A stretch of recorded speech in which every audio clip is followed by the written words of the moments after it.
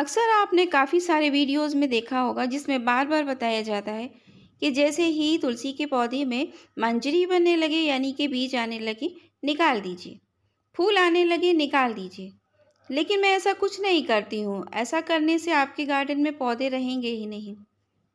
अस्सलाम वालेकुम friends, welcome to my channel Shabnoor Ali. तो फिर आपके लिए कुछ ख़ास इन्फॉर्मेशन है फ्रेंड्स कि अगर आप चाहते हैं कि इस मेडिसिनल प्लांट को, इतने वैल्यूएबल कीमती प्लांट को अपने गार्डन में बनाए रखना चाहते हैं, तो फिर कुछ चीज़ों को फॉलो कीजिए। ध्यान से इस वीडियो को देखिए तो आपके गार्डन से कभी भी तुलसी के पौधे कभी ख़त्म नहीं होंगे। जैसे कि आप सामने देख रहे हैं कि पूरी मंजरी से भरा हुआ है पौधा, लेकिन प्लांट तो हेल्दी है ना। मंजरी मैंने बनने भी दी, फ्लावरिंग भी मैंने देखी और प्रूनिंग की ही नहीं। ये सेल्फ ग्रो प्लांट है, सीड से ही मैं जैसे कि डालती रहती हूँ इस तरीके से। तो ये छोटे-छोटे निकलते हैं, जैसे ही विंटर आती है ये अपने डोरमेंसी में जाते। पुराने पौधे स्प्रिंग सीज़न के साथ-साथ फिर से नए हो जाते और नए-नए निकल आते।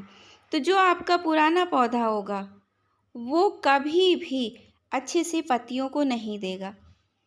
और जो पौधे आप नए-नए बनाएँगे, उसी की पत्ती आपको हेल्दी दिखाई देगी। अब जैसे कि आप इसके हरे फूल देख रहे हैं ना, जैसे कि आपने इसको शुरू में ही कट कर दिया।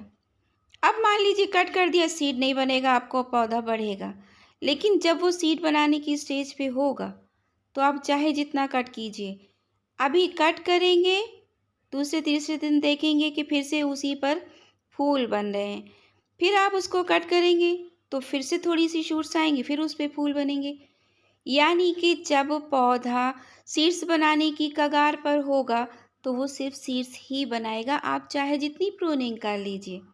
और पौधा अगर आप का 1 से 2 साल पुराना हो जाएगा, तो आप कितनी भी कोशिश कर लीजिए, उसकी पत्तियाँ हमेशा मुड़ी हुई सी निकलेंगी।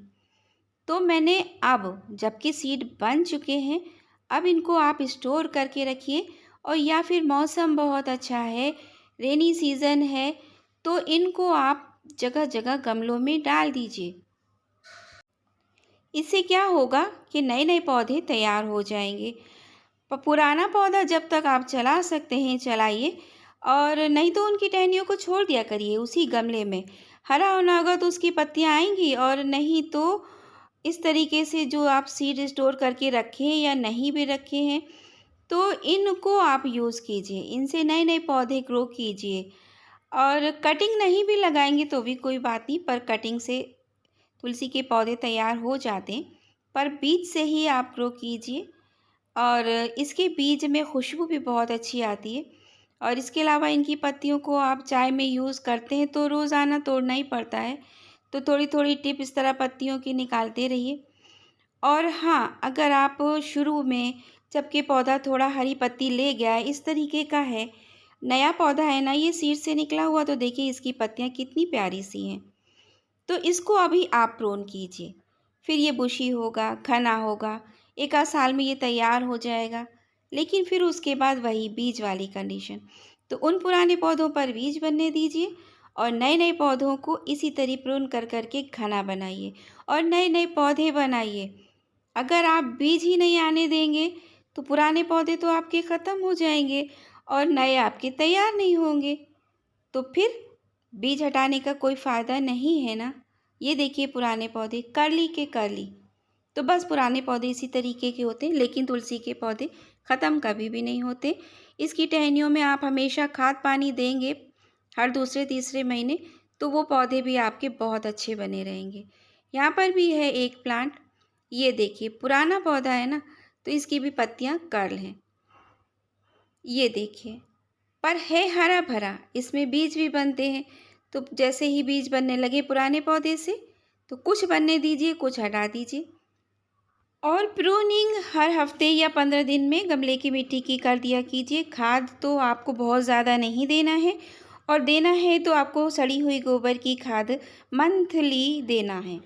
या फिर आप लिक्विड कंपोस्ट जो कुछ बनाते हो घर में निकले किचन वेस्ट से, तो उसका फर्टिलाइज़र दीजिए, या फिर आप दूध का पानी 10 गुना पानी मिलाकर दीजिए और इस मंजरी को सीड्स को सहेज के रखिए।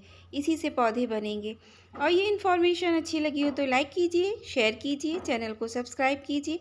फिर मिलते हैं नेक्स्ट वीडियो में। अल्लाह हाफिज़।